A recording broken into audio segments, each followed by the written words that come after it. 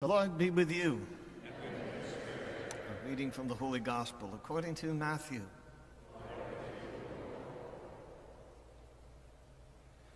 Jesus told his disciples this parable.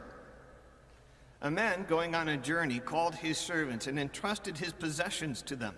To one he gave 5 talents, to another 2, to a third 1, to each according to his ability.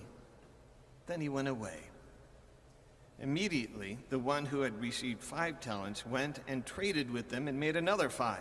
Likewise, the one who received 2 made another 2. But the man who received 1 went off and dug a hole in the ground and buried his master's money.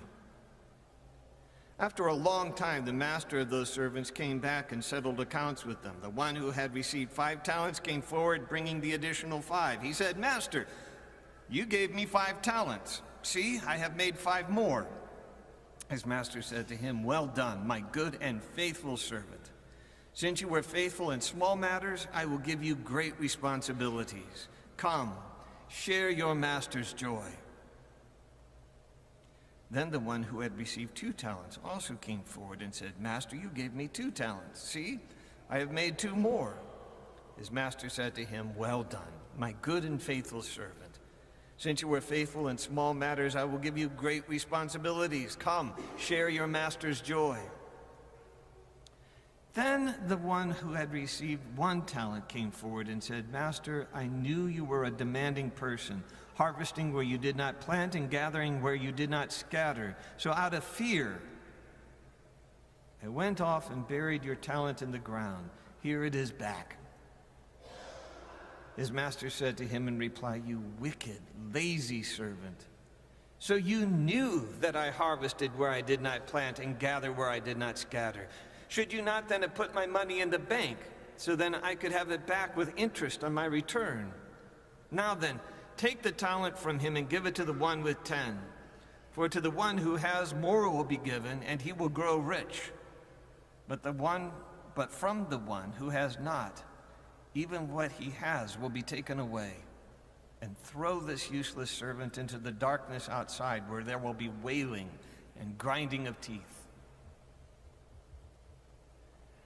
The Gospel of the Lord.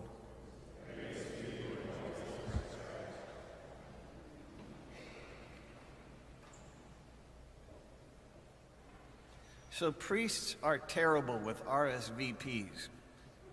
We just won't do it, or we will do it and say we will be there and then we won't, or we say we won't be there and then we will. It's part of what makes up a priest. But because it's difficult to say exactly how many seminarians and priests were here yesterday to celebrate Independence Day, we're guessing it's probably a little bit north of 60, a little bit less than 80, somewhere in there.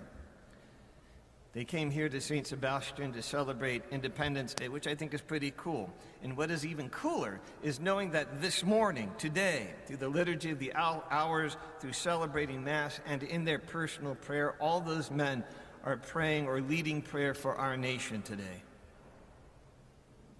And that's what's cool about you this morning. By the many red, white, and blue outfits, you are also celebrating Independence Day. And you also begin your celebrations today at Holy Mass, thanking God and praying for our country. The closest that most people will come today will be gathering for a barbecue and maybe saying grace. But as Catholic Church, we gather, we break bread, we say prayers.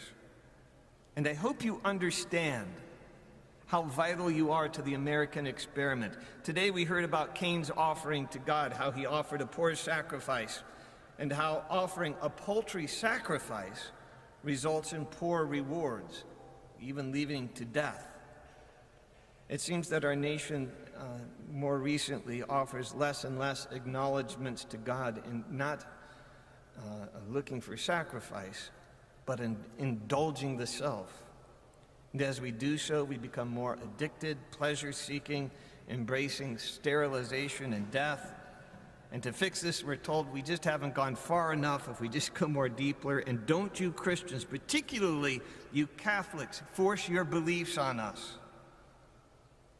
And indeed, we can feel at times like outsiders with countercultural beliefs that we are asked to keep quiet and private.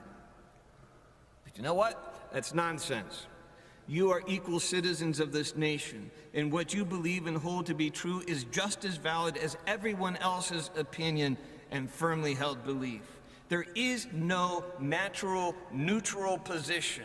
That's a fallacy. It does not exist.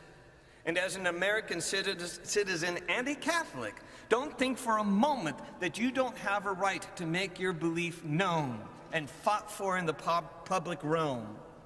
It is rather that you have the responsibility to do that. You are called to do that. Our nation has bristled at Catholics from the very beginning. John Hancock asked Charles Carroll, a Catholic, to sign the Declaration of Independence, and he faced personal and legal opposition in doing this. There were those who questioned his ability to be loyal to the American cause as a Catholic, and by the laws of Maryland, it was illegal for him, because he was a Catholic, to vote or be politically involved or even be a lawyer.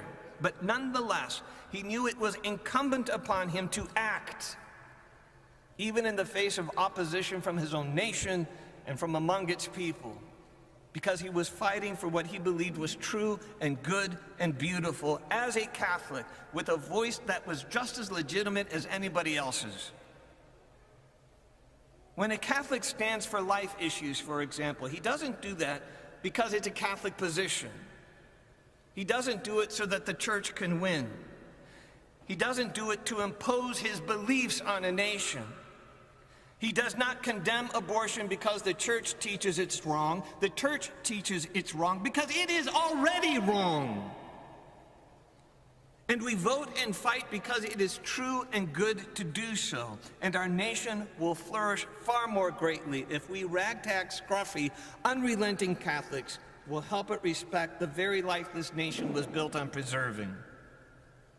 That is the gift you have been given, and what opportunity and power that you have. I remember as a seminarian, we went to Zimbabwe, and we would meet in the villages, and the entire village would turn out and put on plays for us and perform for us. And it was kind of embarrassing. When we asked, why is this all going on? And they said, because they want your help. And they said, well, who are we? We're students. We have no power.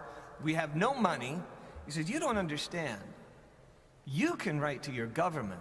Not only can you write to your government, you can write to their government. They have no platform to do that. You are far more powerful than they are. And you gathered here today are among the richest, healthiest, and most powerful citizenry that has ever existed. And we can be like the one in the gospel today who was given a talent, who greatly increased the worth by investing in life. Or we can be like the one who took his talent, his faith, and hid it in the sand, kept it private, did not try to help his nation. We are called to action. As St. James said, show me faith without works, and I will show you faith that is dead. Today we start our appreciation for our nation by being good Catholics. Let that flow out for us being good citizens.